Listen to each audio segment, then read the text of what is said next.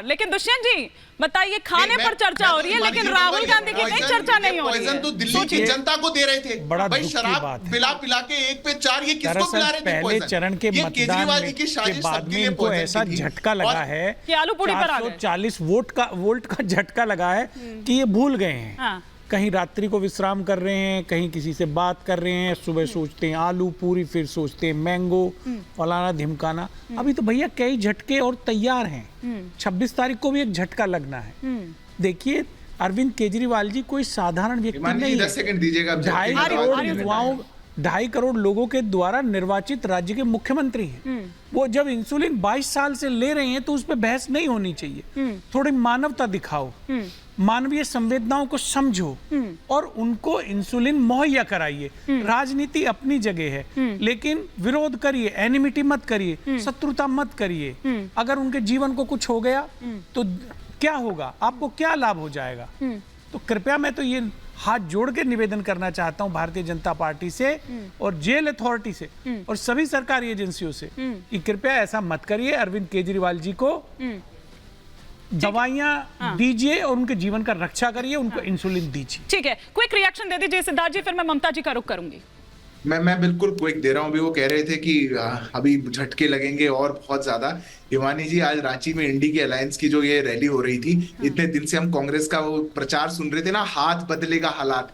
हमने हाथ से हालात बदलते तो आज पहली बार देखे। कितने थप्पड़ चट्टू चल गए वहां, एक दूसरे को दो फटाफट, दो थप्पड़। अरे हाथ इतना हालात बदल देगा, जज्बात बदल देगा, कभी नहीं सोचा था। थोड़ा इंतजार, कौन से झटके की बात कर रहे हैं? पहले अपने अलायंस वालों को बचा के रखिए। सरकार भी बदलेगा, आपके साथ कोई आरजेडी वाला नहीं बैठा है, सरकार भी स्टूडियो में हाथ हालात बदल देता और आपके बदल जाते तो मुझे बड़ा दुख। फिलहाल तो आप केजरीवाल जी के हालात बदल रहे हैं। आरजेडी आरोप आप पर है कि आप केजरीवाल जी के हालात बदल रहे हैं, लेकिन ममता जी क्या वाकई? हिमानी जी, एक बात बोलूं ना, नागर जी तय करेंगे स्टूडियो में बैठ करके कि किसको कितना इंसुलिन मिलना है, ना ही मैं करूंगा। ये कैसी बात हुई? अगर क्यों तय नहीं करेंगे?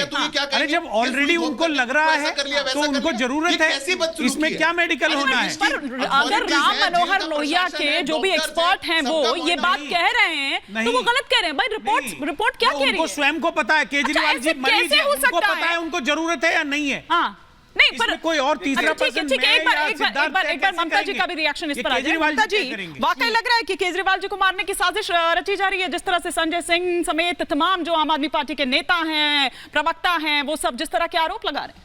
हिमानी जी धन्यवाद। मैं ऐसा मानती हूं कि किसी भी इंसान को भगवान से ज्यादा अपने कर्मों से डरना चाहिए, क्योंकि हमारे जो आराध्य हैं ना सनातन हिंदू धर्म में, वो तो दया करके लोगों को माफ कर देते हैं, पापियों को, गलत कर्म करने वालों को। लेकिन वो कहते हैं ना कि कर्म पीछा नहीं छोड़ते। कर्म से डरना चाहिए, क्योंकि जो बोओगे वो काटना पड़ेगा। तो इस वक्त आम आदमी पार्टी की हालत ये है कि भ्रष्टाचार रूपी इनका गंदा कर्म, उसके ऊपर भ्रष्टाचार को छुपाने के लिए झूठ बोल करके बाहर निकलने के लिए जो ये कर्म कर रहे हैं, वही इनके लिए मुसीबत बनने वाले हैं। देखिए, 2-3 चीजें मैं आपको जरूरी बता देना चाहती हूँ। सबसे जो पहली महत्वपूर्ण बात है, अरविंद केजरीवाल ये बात बहुत अच्छी तरीके से जानते हैं कि कानूनी तौर पर अब उनको बेल मिलना असंभव है। आदरणीय हाईकोर्ट का जजमेंट मुझे रिपीट करने की आवश्यकता नहीं है।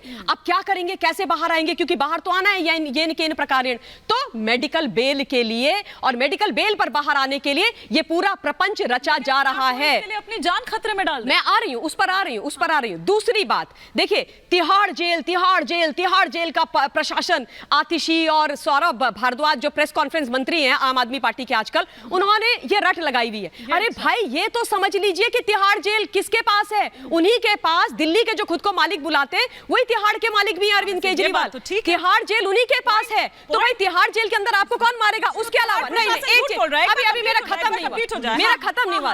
अच्छा, तीसरी बात देखिए, अभी तिहाड़ प्रशासन ने दिल्ली एलजी को एक रिपोर्ट सौंपी है, जिसमें यह बताया गया है कि अरविंद केजरीवाल ने गिरफ्तारी से पहले इंसुलिन लेना बंद कर दिया था।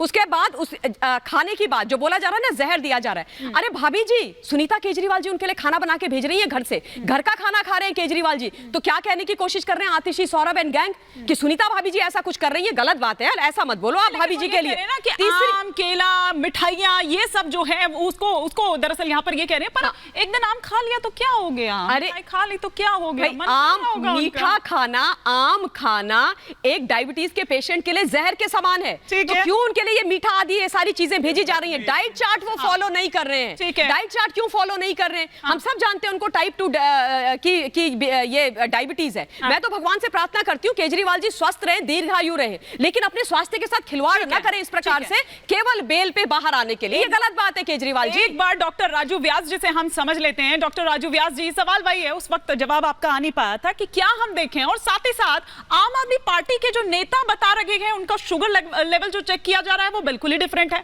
और जो प्रशासन में हो रहा है, तिहाड़ जेल के भीतर हो रहा है, वो जो डॉक्टर्स बता रहे हैं वो बिल्कुल ही डिफरेंट है। क्या ऐसा संभव है कि एक 140 बता रहा है, एक 200 बता रहा है? इतनी फ्लक्चुएशन तो नहीं हो सकती है।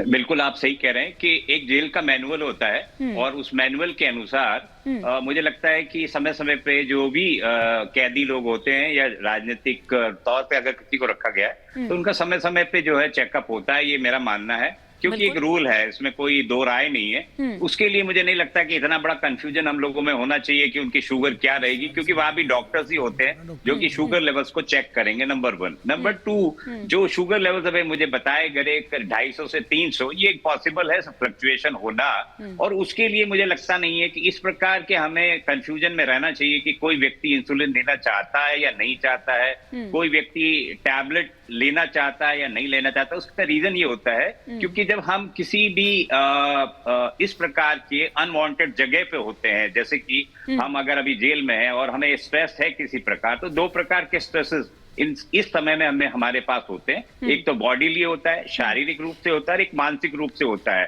इन दोनों स्ट्रेसेस के कारण से क्या होता है, बॉडी में जो है 2 प्रकार के बैड हार्मोन जो है हमारे रिलीज होते हैं। एक होता है ग्लूकोकॉर्टिकॉइड और दूसरा होता है हमारा कॉर्टिसोल। ये दोनों ही कारणों से जो है, जो व्यक्ति डायबिटिक्स होते हैं उन डायबिटिक्स में ब्लड शुगर लेवल्स काफी फ्लक्चुएट करते हैं। तो जो हम लोग प्रैक्टिस करते हैं, हम लोग प्रैक्टिस इस प्रकार से करते हैं कि जो व्यक्ति ओरल हाइपोग्लाइसेमिक एजेंट या जो लोग दवाइयों पे होते हैं, गोलियों पे होते हैं, उनको हम क्या करते हैं, normally depending upon their sugar levels हम लोग उन पेशेंट्स को जो है इंसुलिन पे ले आते हैं। इंसुलिन पे इसलिए ले आते हैं, इंसुलिन देने से ब्लड शुगर्स का जो फ्लक्चुएशन, या इन पेशेंट को सबसे ज्यादा खतरा क्या होता है, इन लोगों को सबसे ज्यादा खतरा ये होता है कि इनकी शुगर लेवल्स कम ना हो जाए, क्योंकि हाइपोग्लाइसीमिया जो टर्म हम यूज करते हैं वो हमारे ब्रेन और शरीर के लिए काफी डेंजरस है। और उसी प्रकार से जो शुगर लेवल बहुत ज्यादा अगर हाई हो जाते हैं, जैसे कि 300 या 300 से अधिक हो जाता है,